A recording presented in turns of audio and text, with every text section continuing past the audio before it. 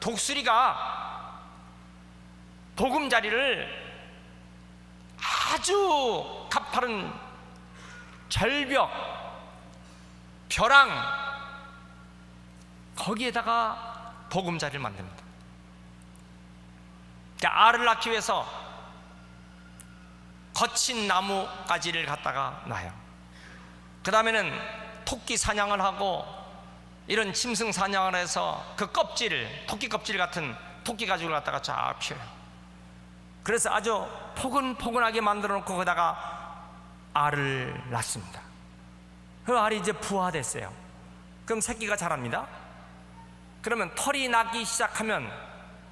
좀 나기 시작하면요, 독수리가 그렇게 포근했던 모든 가죽이라든가 털 가죽을 다 없애버립니다. 그리고 아주 앙상한 나뭇가지에다가 새끼를 굴리는 거예요. 더더구나 아주 가시나무를 주워다가 새끼 옆에다 놓고 새끼를 돌립니다. 독수리 새끼는 더 이상 이 따가운 속에 견딜 수가 없어요.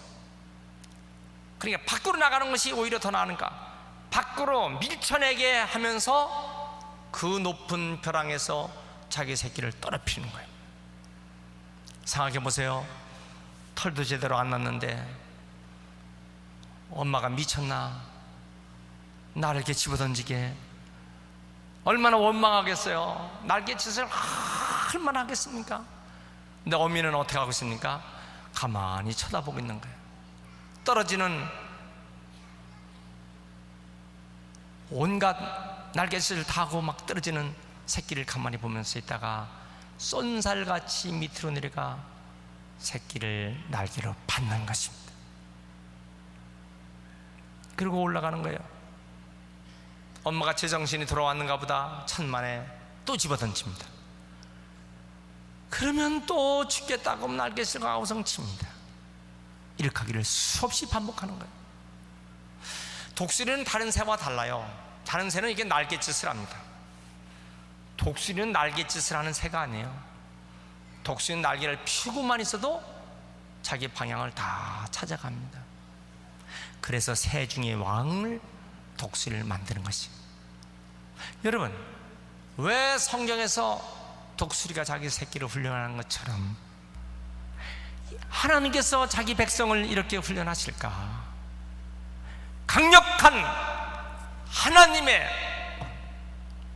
축복된 자녀로 만드시기 위하여 이스라엘 백성을 훈련하신 것처럼 오늘 우리도 똑같이 그렇게 훈련을 하신다는 사실을 믿으시기 바랍니다. 예레미야 3장 30절부터 보면 때리는 자에게 뺨을 향하고 그랬어요. 그런데 주께서 영원히 버리지 않는데 주께서 인생으로 고생하고 근심하게 하심이 본심이 아니라 그랬어요. 그 주님의 본심이 아니에요. 그럼에도 불구하고 우리를 이렇게 강하게 훈련시키는 그것이 무엇이나, 왜 그럴까? 연단이죠. 사람은 연단시킬 수 있는 유일한 길이 고난 이에는 없어요. 인간은요, 고통스러운 연단을 통해야만 인간이 정화가 되는 거예요.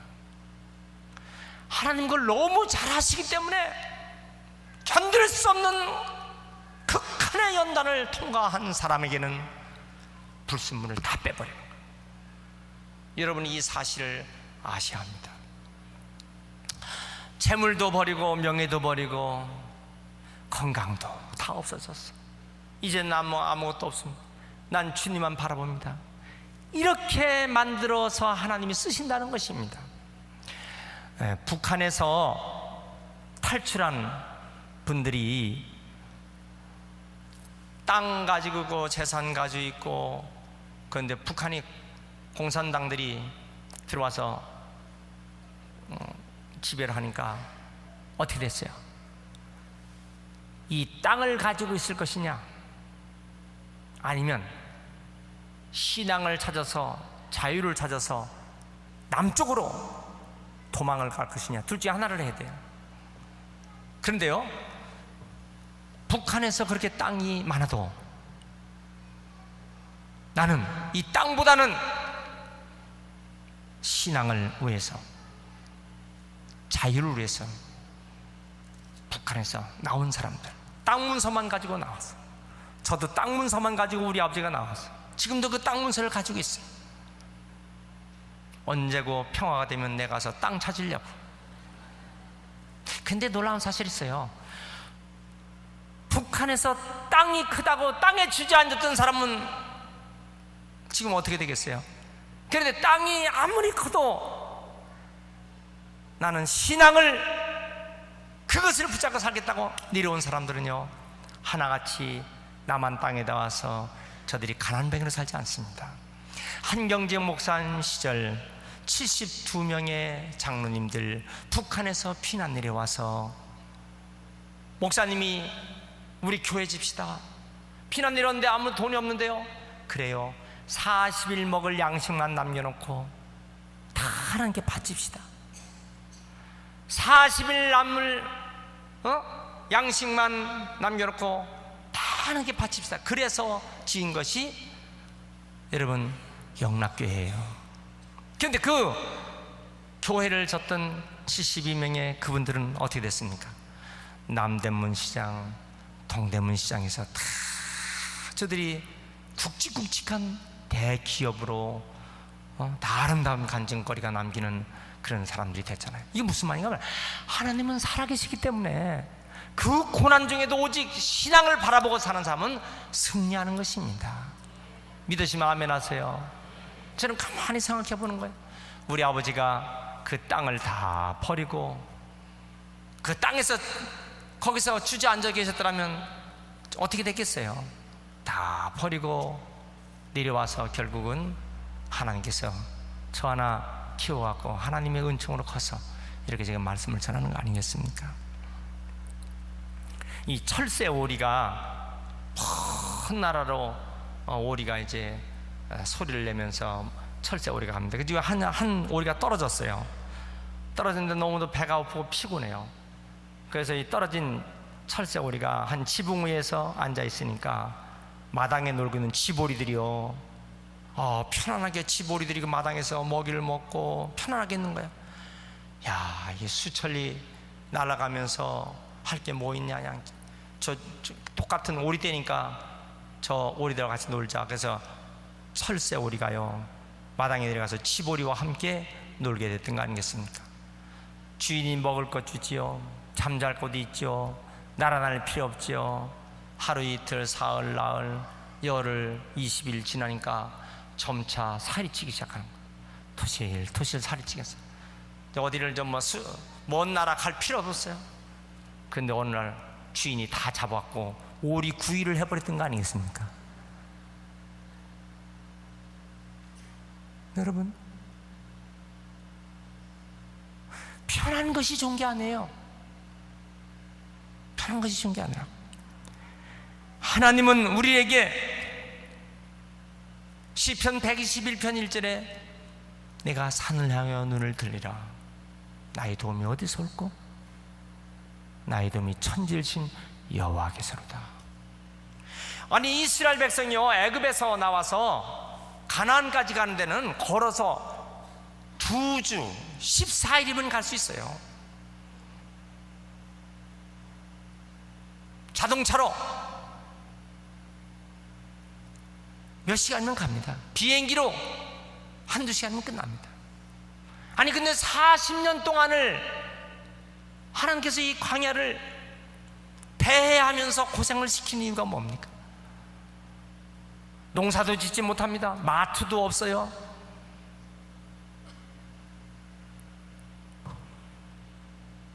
집도 질 수가 없어요. 단순한 천막을 가지고 쳤다가 부셨다 옮겼다가 쳤다 부셨다 옮겼다가 계속 그렇게 하는 거예요. 왜 하나님께서 하나님의 사랑하는 자녀들이 이렇게 합니까? 독수리에 그냥 업어서 빨리 날르든지 하죠. 궁금한 일이 많아요.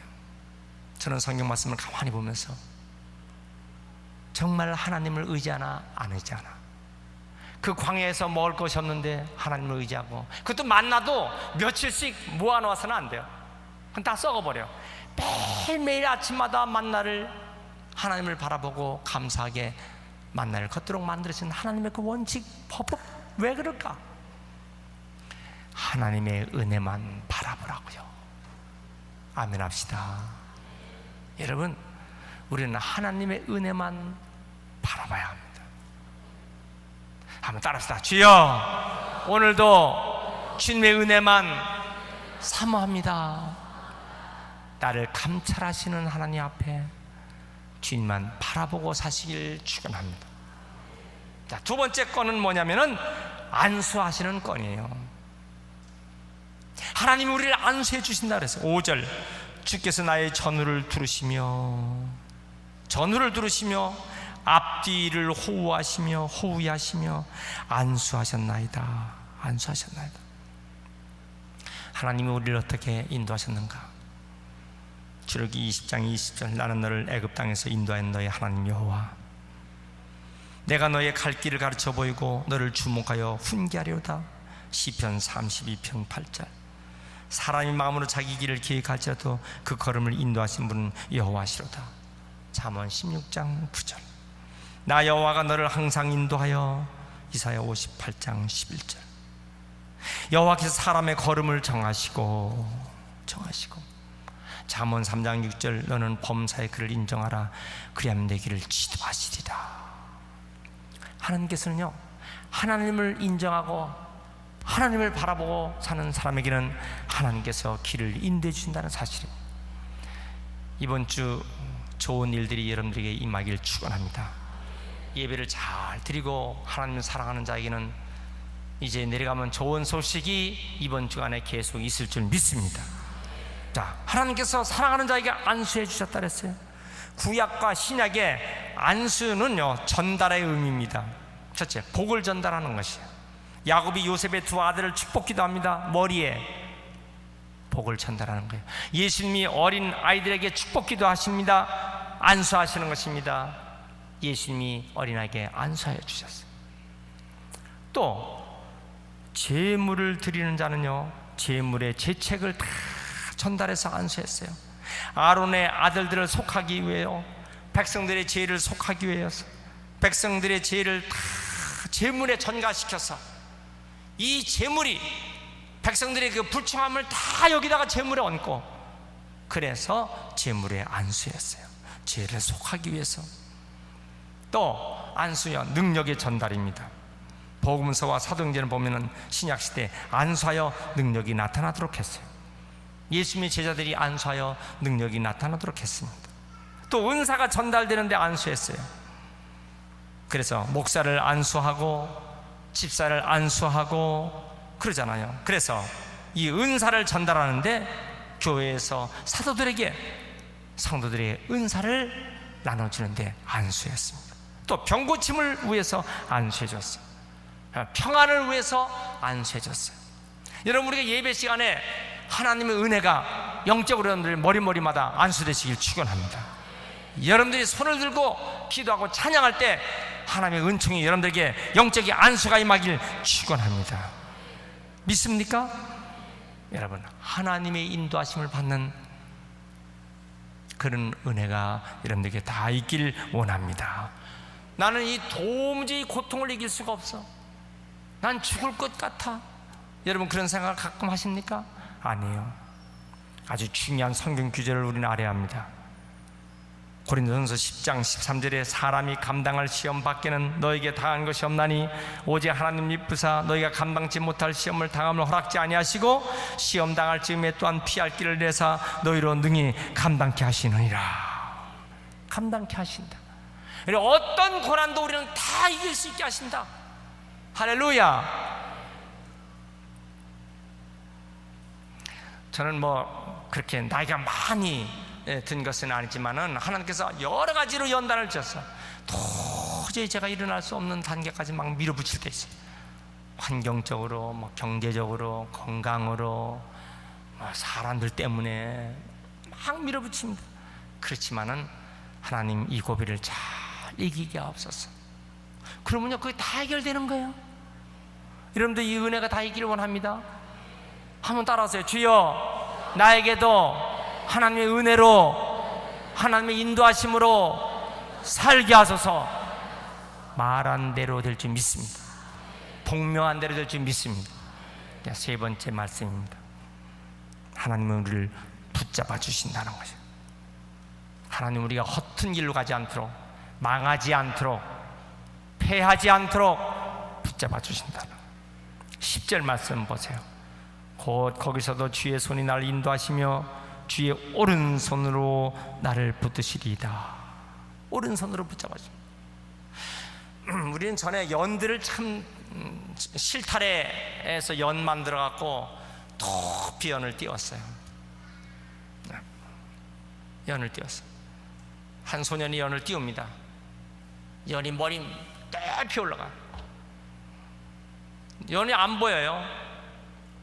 실타래에서 연이 붙어있지만 연이 안 보여. 지나가던 사람이, 야, 연이 보이니? 안 보이는데요? 연이 어디 있냐? 제 머리에 있어요. 안 보이는데 어떻게 알아? 여기 실이 있잖아요. 실이 팽팽하면 연이 있는 거예요. 연 띄워보시는 분 한번 손 들어보시죠. 어떻게 평생 연도 안 띄웁니까? 없어요. 눈에 보이지 않지만 그 연이 나를 연과 나 사이에 연결된 걸 아는 거예요. 오늘 내 속에 주님께서 성령의 줄로 주님과 연결해 놨어요. 그래서 주님이 나를 인도해 주신다. 이 성령의 줄을 놓으면 안 됩니다. 우리는 하나님의 말씀이 믿어지는 거예요. 그리고 하나님의 도움을 사모합니다. 이 은혜의 연줄이 여러분들에게 다 그대로 있기를 축원합니다. 그래서 오늘 말씀의 1절 보세요. 이렇게 표현합니다. 여호와여, 주께서 나를 살펴보셨으므로 나를 아셨나이다. 내가 앉고 일어섬을 아시며 멀리서도 나의 생각을 밝게 하시고 나의 모든 길과 내가 눕는 것도 살펴보시고 나의 행위도 아시고 내 혀의 말을 알지 못하는 것이 하나도 없고. 여러분들께서 하나님 앞에요, 신앙생활에서 말 조심해야 돼요. 여러분들이 말이 어떤 말을 하냐에 따라서 하나님 그 말에 혀의 말을 다 알고 계세요. 주께서 나의 앞뒤를 둘러싸시고 내게 안수하시고 이 지식이 너무 기한이 높아서 내가 능히 미치지 못합니다. 8절, 내가 하늘에 올라갈지라도 거기 계시고, 스올 죽음의 무덤자리예요. 거기 갈지라도 거기도 주님 계시고, 내가 새벽 날개 피며 바다 끝에 가서 거할지라도 거기서도 주의 손이 나를 인도하시고 주의 오른손이 나를 붙드시리이다. 붙드십니다. 그래서 오늘 말씀 전부 다 보면요, 하나님이 나와 이렇게 함께 하시는데, 나는 하나님의 인도를 받고 살고 하나님의 오른손을 붙잡아 주시는데, 22절 보세요. 내가 그들을 심히 미워하니 그들은 나의 원수들입니다. 원수가 자기에게 이렇게 많았어요. 그런 그 고통스럽게 하는 원수가 많았어. 23, 하나님의 나를 살피사 내 마음을 아시며 나를 시험하사 내 뜻을 아옵소서. 24, 내게 무슨 악한 행위가 있나 보시고 나를 영원한 길로 인도하소서. 여러분, 우리가 하나님 앞에 영원한 길로 인도받는 것은 뭐요? 주의 오른손 나를 붙잡아 주옵소서. 주의 오른손으로. 할렐루야. 여러분, 하나님의 오른손, 우리의 관념은요, 왼손잡이 그 약한 것처럼, 그러니까 하나님 우리 확실하게 깨닫게 하시기 위해서 내가 너를 오른손으로 붙잡는다고 해요. 오른손으로. 하나님이 오늘 우리를 오른손으로 붙잡아 주시고 오늘 말씀이 예언이 되어서 여러분들 평생 동안 주의 오른손으로 붙잡아주는 은총이 있길 축원합니다. 축원합니다. 축원합니다. 예레미야 17장 7절에 무릇 여호와를 의지하는 자 그는 복받을 것이다. 그는 물가에 심긴 나무가 그 뿌리를 강변에 뻗치고 더위가 올지라도 두려워 아니하며 그 입이 청청하며 가무는 해여도 걱정이 없고 결실이 그치지 않을 것이다. 아무리 어렵고 힘들어도 하나님은 나에게 아름다운 내 인생의 결실을 주신다. 전 뉴욕의 허드슨 강 옆에 리버사이드 처치라는 록펠러가 지은 교회가 있습니다. 록펠러는 어릴 때 6살 때 어머니로부터 철저한 11조 훈련을 받습니다. 록펠러 아버지는 일찍 돌아가셨지만은 록펠러는 어머니가 신앙교육을 시킵니다. 10가지가 아주 중요한 신앙교육입니다. 첫째로 너희 아버지는 없으니까 하나님을 너희 친아버지 이상으로 섬겨야 한다. 두 번째, 목사님을 하나님 다음으로 섬겨야 한다. 세 번째, 너는 미국 땅에 살기 때문에 네가 사업을 하면서 수없이 먼 곳에 가도 비행기를 타고 3시간, 4시간, 5시간 걸려도 언제나 본 교회에 와서 주일 성수해야 한다. 주일 예배. 네 번째, 오른쪽 주머니는 언제나 티인스 포켓 11조 주머니가 되어야 한다. 다섯 번째, 너는 아무도 원수를 맺지 말라. 여섯 번째, 아침에 목표를 세우고 저녁에 그것을 놓고 기도하라. 일곱 번째, 잠자리에 들기 전에 언제나 하루를 반성하고 회개 기도를 하라. 여덟 번째, 언제나 성경을 읽어야 한다. 읽어야 한다. 아홉 번째, 남과 함께 지낼 때 너는 믿음 안에서 지내라. 열 번째, 예배 시간에 항상 앞자리에 앉으라. 어머니가 돌아가셨으나 저는 그것을 꼭 지켰어요. 50세가 됐을 때요, 그럼 백만장자가 되었고 거부가 됐으나 고칠 수 없는 중병에 시달립니다. 아무도 자기의 병을 고칠 자가 없어요. 그때 하나님께 완전히 또다시 굴복합니다. 그는 결국 세계 최고의 거부가 됩니다.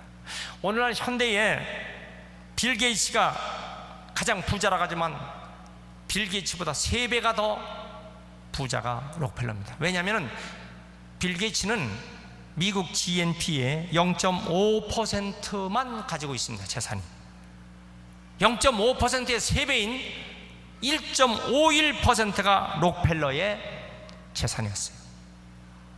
빌 게이츠는 역대 6위지만은 록펠러는 역대 제1위에 부유한 사람입니다. 초등학교 때 11조를 드립니다. 엄마가 20센트 주면 그 중에서 2센트를 11조를 했어요.